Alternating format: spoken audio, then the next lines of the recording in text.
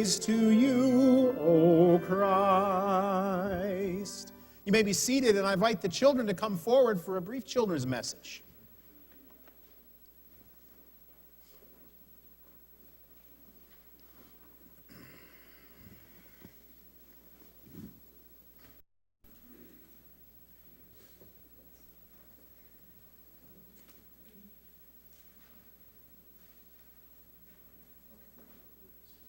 How are you doing, guys? What do I have here? Do you know?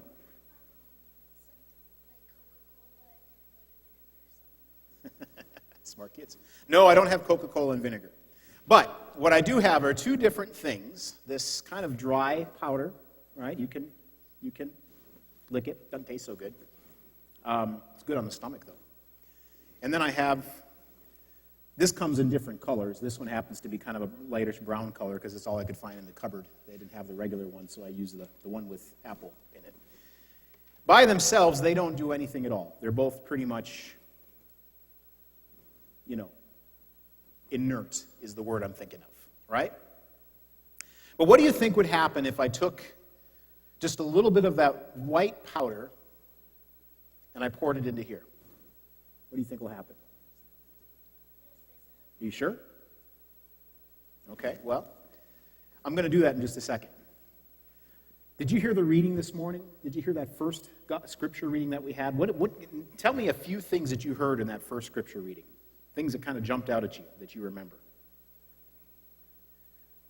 Bones, dry bones, a valley full of dry bones. Can you imagine a valley? You know how big a valley is, right? It's huge. Filled with dry old bones. What would that look like? Might even be kind of scary if you think about it, right? You wake up in the middle of the night having a dream of a bunch of old dry bones. Well, what happened to those bones in the reading?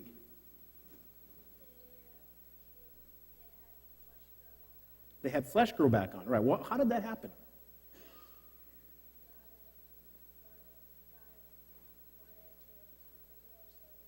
Yeah, God told, who was the guy's name? Who was the guy having this dream? What was his name? Remember? It starts with an E. Ezekiel, right? God told Ezekiel to speak over the bones. The word is prophesied, to speak over the bones, right? And what were they to speak? What was he to say over the bones? He was to say what God told him to say, right? So first God tells him, speak over the bones, prophesy to the bones that they might live, right? And what happened? What happened to the bones? They got their skin and their sinews, right? What are sinews? Something that you don't ever want to hope you ever have to see, or things inside the body that hold the bones together and the muscles and tendons and all that kind of stuff, right? And all that stuff came back on. But still they were lifeless bodies, right? So what happened next?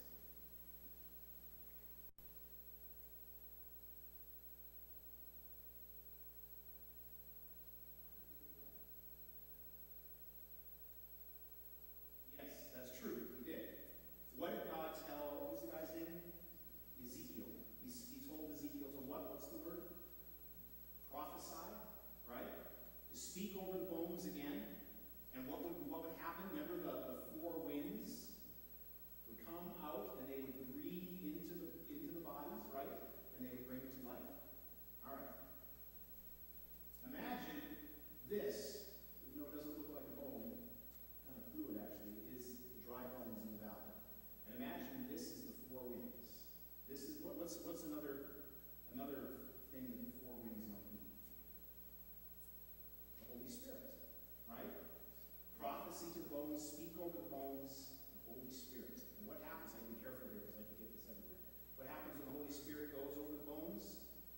They become alive again, right? And they fizz up. I can do a little more than that. There we go. That's all I can do. And they fizz up.